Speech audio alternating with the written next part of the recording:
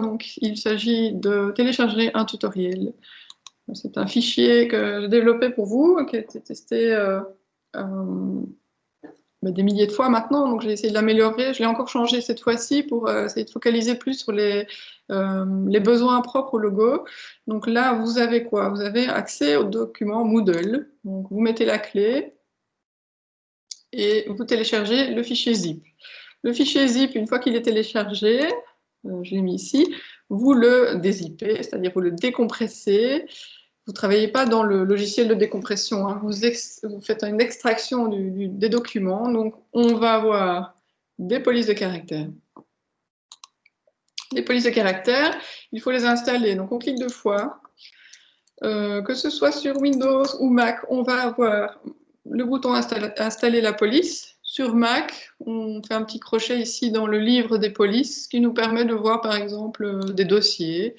Voilà, ici, moi, j'ai fait un dossier, ça s'appelle une collection. On peut réexporter des collections, on peut aussi activer, désactiver des polices pour décharger un peu le système au démarrage, hein. Voilà. Les agences de com, elles vont avoir des tonnes de polices, donc il faut à un moment donné en désactiver. Donc c'est pratique aussi ce petit logiciel, puisqu'il permet de tester la présence de caractères spéciaux ou pas pour telle ou telle police de caractère, hein. Vous voyez, il va reprendre le même texte ici et on verra ce qui fonctionne ou pas. Voilà, donc vous installez bien les typos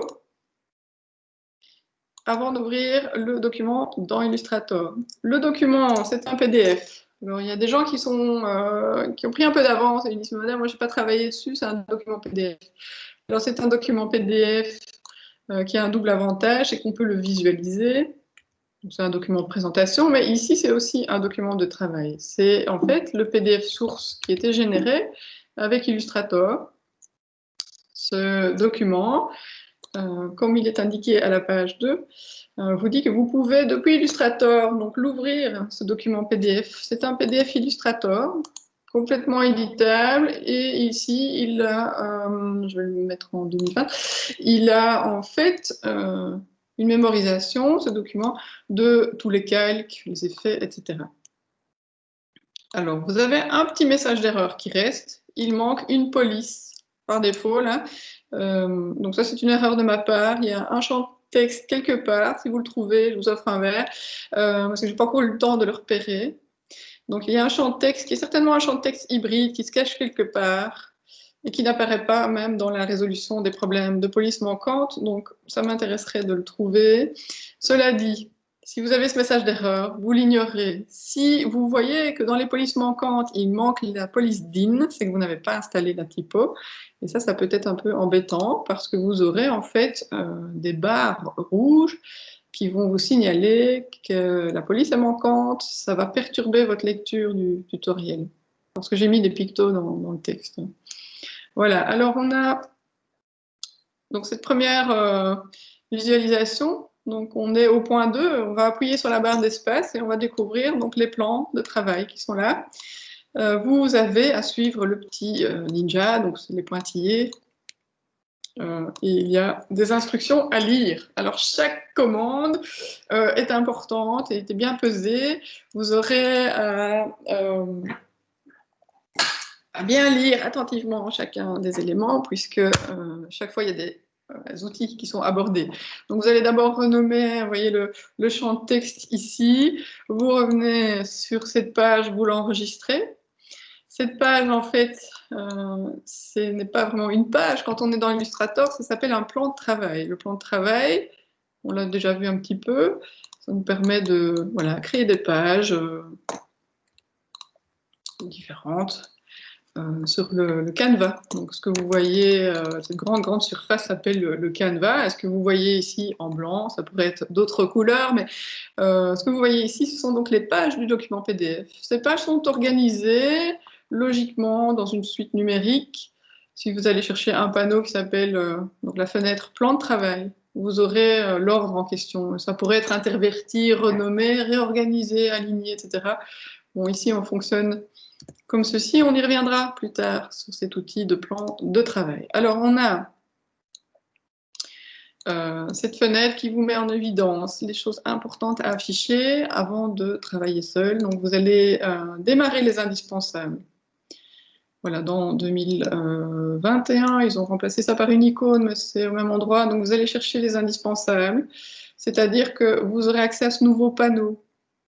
Super important, le panneau de propriété, parce qu'il va nous donner des informations différentes en fonction des éléments qui sont dessinés, ou en tout cas des éléments sélectionnés. Donc, je vais ici sélectionner un tracé.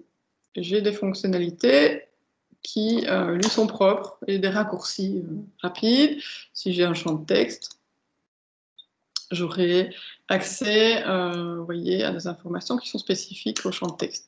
Alors, ces panneaux sont donc bien ouverts tout le temps. Vous pouvez les moduler, mais le mieux, c'est vraiment qu'ils soient visibles. Si vous démarrez dans le logiciel, aussi pour l'exécution du tutoriel, ici, vous aurez à jongler avec un nombre important de calques.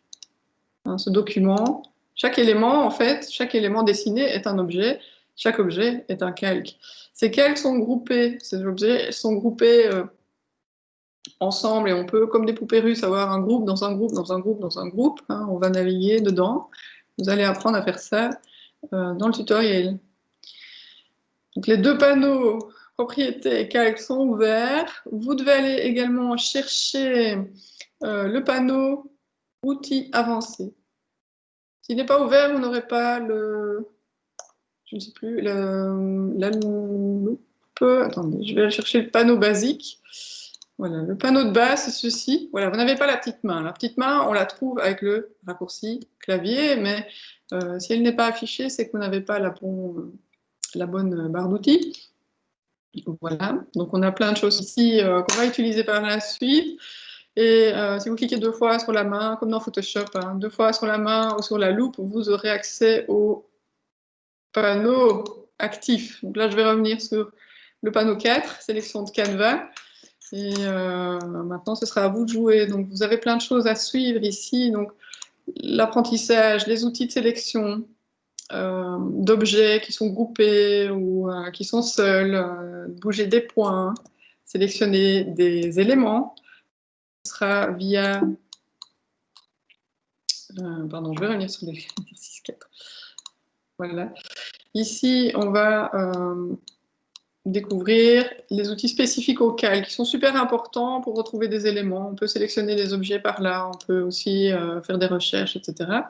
Enfin, vous aurez le minimum nécessaire pour vous y retrouver dans le logiciel qui fonctionne quand même différemment de Photoshop, hein, même s'il lui ressemble quand même pas mal. La notion des effets, hein, je vous le disais, c'est dans un autre panneau, un panneau aspect, etc. Bien, on a donc les outils de sélection, des outils de modification qui sont liés à des modifications de texte, puisqu'on va faire du logotype. Vous aurez à transformer un texte ici. Vous aurez à affiner votre compréhension de l'outil plume. Et il y a une vidéo qui vous aidera. Donc ici, vous devez suivre les instructions, mais je vous demanderai de essayer d'abord sans les vidéos, de manière à faire travailler votre cerveau et ne pas être trop passif dans votre apprentissage. Hein. Ça permet de faire des essais-erreurs et de modifier des choses, et puis quand vous êtes vraiment bloqué, vous regardez la vidéo qui vous donnera la solution toute faite, en fait. Le tutoriel est envisagé plutôt dans une méthode de recherche, mais bon, voilà.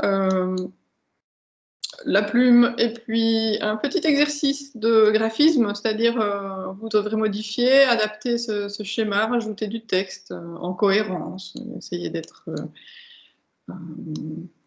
à cheval sur la technique, mais aussi sur l'esthétique. Un petit exercice qui vous fera faire un dessin plus technique avec des facilités. Donc on peut fusionner des formes, je le disais, avec le concepteur de formes.